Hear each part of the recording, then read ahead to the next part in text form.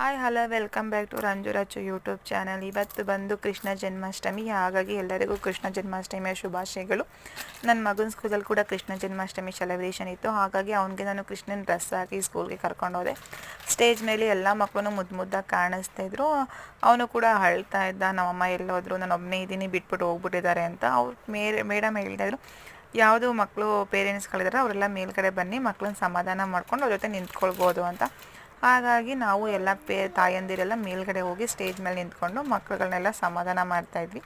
ಅವನು ತುಂಬ ಅಳ್ತಾ ಇದ್ದ, ನನ್ನ ಮೇಲೆ ಎತ್ಕೊ ನನ್ನ ಅಂತ. ಹಾಗೆ ನಾನು ಸಮಾಧಾನ ಮಾಡಿ ಒಂದೆರಡು ಫೋಟೋಗಳನ್ನ ತೆಗೆಸ್ಕೊಂಡು ಮಗು ಜೊತೆ ನಿಂತ್ಕೊಂಡು ವಾಪಸ್ ಕೆಳಗಡೆ ಬಂದ್ವಿ.